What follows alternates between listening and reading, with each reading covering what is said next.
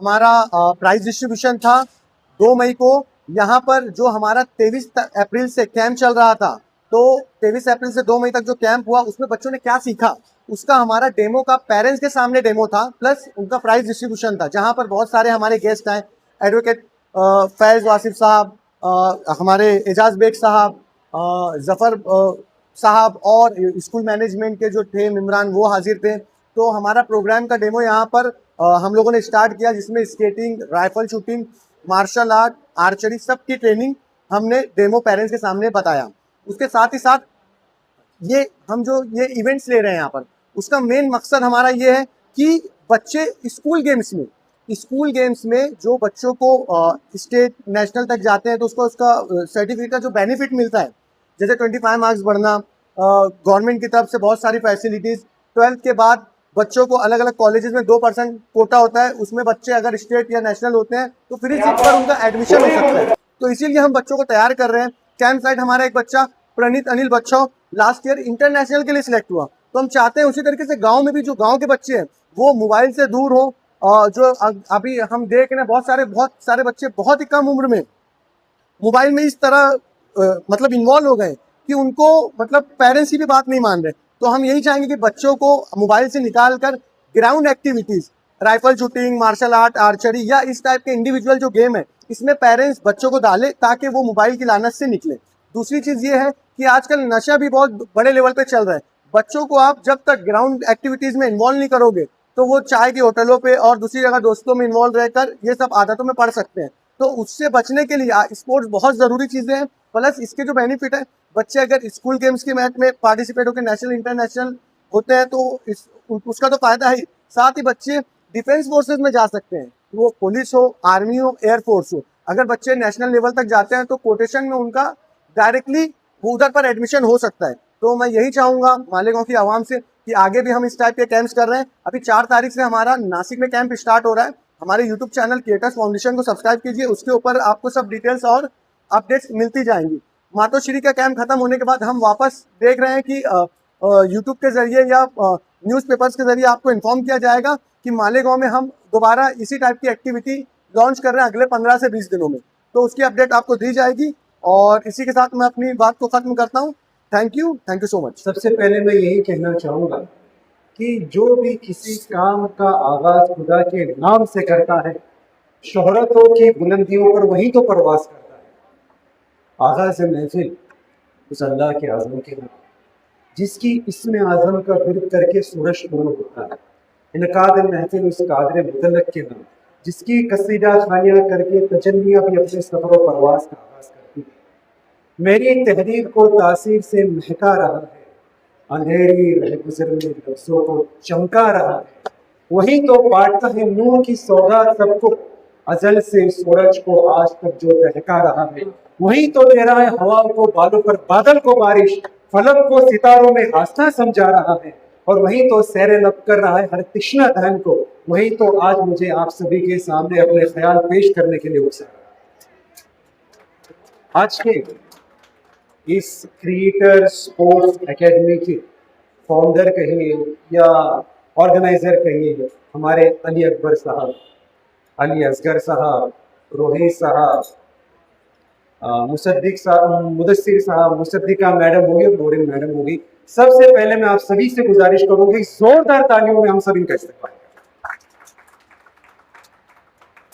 क्योंकि आज तक ये जो भी स्पोर्ट्स है, चाहे आर्चरी हो, राइफल शूटिंग हो, गन शूटिंग हो, पैराग्लाइडिंग हो, पैरासेलिंग हो, हॉर्स राइडिंग हो, या फिर डिफिकल्ट जो भी एक्टिविटीज हो, ये किसी के भी जहन में ये आज तक ये ख्याल नहीं आया कि इस तरीके की एक्टिविटीज को मालिकों में इंट्रोड्यूस किया जाए।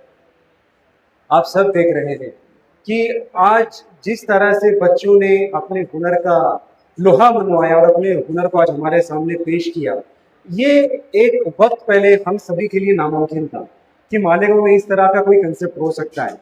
हम जानते हैं क्रिकेट, कबड्डी, खो खो, इसके अलावा हम कोई गेम नहीं जानते थे।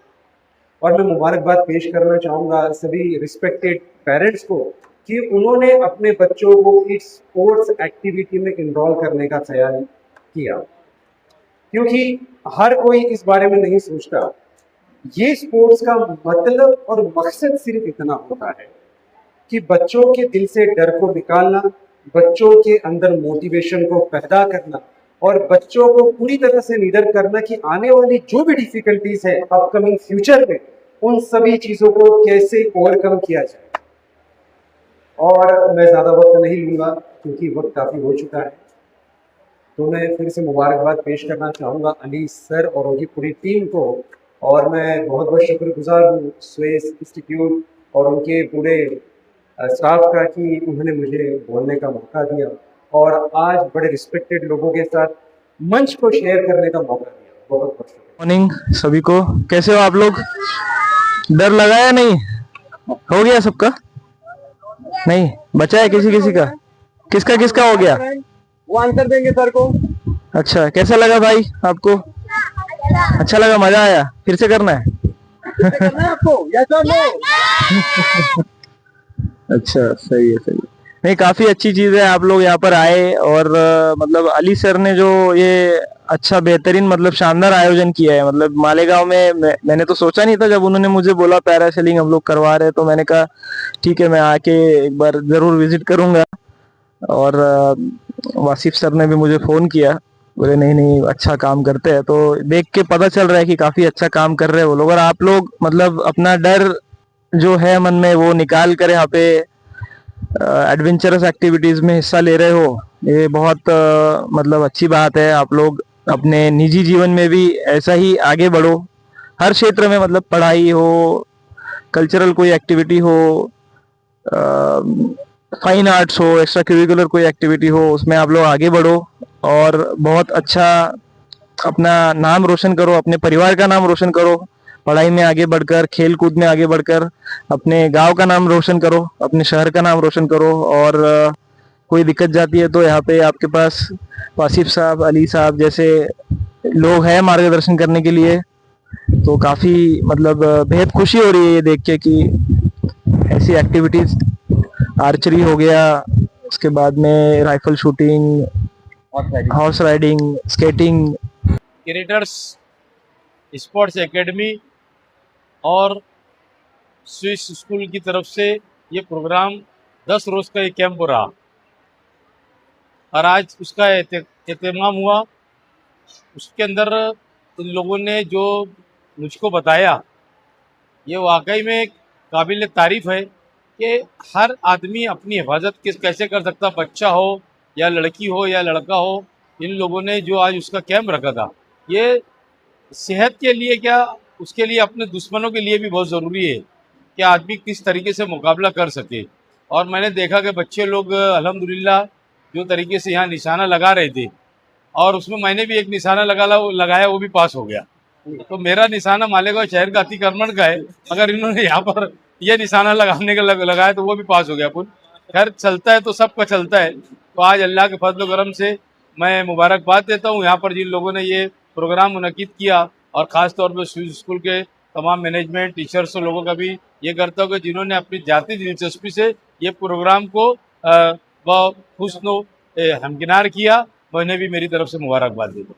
स्वेस हाई स्कूल के हेडमास्टर नफीस इशरत मिर्ज़ा मोहम्मद आमी, अली सर ने स्वेस हाई स्कूल के इंतज़ामिया के ज़रिए समर कैम्प इनेकाद करने के लिए परमिशन मांगा था और स्कूल इंतज़ामिया ने उन्हें परमिशन दिया।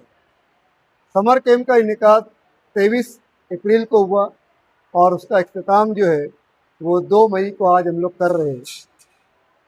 मैं 10 दिन की ट्रेनिंग के दौरान हम लोगों ने जो देखा कि बहुत कम वक्फे में इन लोगों ने बच्चों को जो जिस तरीके से ट्रेन किया है, जिस तरीके से इन्होंने तरबियत दी है, तो ये काबिल मुबारकबाद है। बहुत कम वक्त में इन लोगों ने बच्चों के अंदर निखार पैदा किया और आज के प्रोग्राम के अंदर मेहमानान ने अपनी आंखों से देखा कि किस तरह बच्चों ने निशाना, राइफल शूटिंग किस तरीके से की, आर्चरी जिस तरीके से की है। उसके बाद कराटे का जो डेमो इन लोगों ने दिया है, स्केटिंग के जिस तरीके इन्होंने मुजाहरा किया, तमाम चीज़ों में बच्चों ने पूरी दिलचस्पी रखी है और बहुत अच्छे तरीके से इन लोगों ने पेश किया है। मैं इन लोगों को मुबारकबाद पेश कर रहा हूँ कि इन्होंने बहुत कम वक्त में, बहुत कम वक्फे के दौरान इन्होंने बच्चों को ट्रेन किया। मैं ये चाहूँगा कि इसी तरीके का कैंप का इनेकाद ये करते रहे, ताकि बच्चों के अंदर जो है ये दिलचस्पी बढ़े और बच्चे बेहतर से बेहतर परफॉर्मेंस कर सके। और आइंदा भी अगर कभी एकेडमी को, क्रिएटर एकेडमी को अगर हमारी स्कूल इंतज़ामिया की जानिब से किसी चीज़ की ज़रूरत पड़ती है, तो मैं इनको ऐसी उम्मीद दिलाता हूँ कि आइंदा भी आप लोगों के लिए हमारे स्कूल का जो ग्राउंड है, जो अहाता है, वो आप लोगों के लिए बिल्कुल हाजिर रहेगा। आप इसमें बच्चों के अंदर बेहतर से बेहतर पेश कर सकते हैं। और दूसरी बात ये कि अली सर हमारे खुद स्टूडेंट है, खुद यहाँ से पढ़े हुए हैं, और वो ये चाहते थे कि मतलब ये मैं अपने बच्चों को इस इलाके में जो उर्दू स्कूल के जो बच्चे हैं उनके अंदर भी ये तमाम चीज़ें आना चाहिए, क्योंकि इनके बहुत सारे फ़वाइद जो है वो आगे के हिस्से में आने वाले हैं। एकेडमी के ज़रिए मतलब बच्चे राइफल शूटिंग और इसमें जो हिस्सा लेता है, इसके 10वीं के बच्चों को मार्क्स बढ़ते हैं, तो ये तमाम चीज़ों के फ़वाइद है जो बच्चे हासिल कर सकते हैं। इसीलिए हम चाहेंगे कि ज़्यादा से ज़्यादा बच्चे जो है इस एकेडमी का फ़ायदा उठाएँ और आइंदा भी इस तरीके की एकेडमी का इनेकाद करते हैं। इस तरह के कैंप से फिजिकल एक्टिविटी कितनी ज़रूरी है बच्चों के लिए, खास तौर पर भी पेरेंट्स से आप क्या कहेंगे कि बच्चों को मोबाइल देने से इस तरह की फिजिकल एक्टिविटी को कर। मोबाइल के ताल्लुक से तो हमारा ये है कि आजकल बच्चों के अंदर जैसे ये आदत बन गई है कि बगैर मोबाइल का इनको कुछ गुजारा ही नहीं होता। तो ये इस तरीके के जो कैंप है, कम से कम इसमें 4 घंटा 5 घंटा बच्चा अपना वक्त गुजारता है, तो कम से कम वो 4-5 घंटा जो है उस एक्टिविटी की वजह से वो मोबाइल से तो दूर है। तो इस तरीके की जो एकेडमी है, जो स्पोर्ट्स की एकेडमी है, इसमें बच्चों को शिरकत करवाना चाहिए, ताकि बच्चे जो मोबाइल की लानत जिसको हम लोग कहेंगे उसके ऊपर लगे हुए, उससे तो दूर हो सकते हैं। और एक मरतबा जब बच्चा इस तरीके के कैंप को सीखेगा, तो वो मोबाइल की आदत को छोड़कर आगे भी दूसरे काम को मतलब करते रहेगा। मतलब ये तरीके का अपनी सेहत का ख्याल रखेगा, अपनी सेहत को बनाने के लिए काम करता रहेगा, और बहुत हद तक के ये मोबाइल की उससे दूर हो सकता है।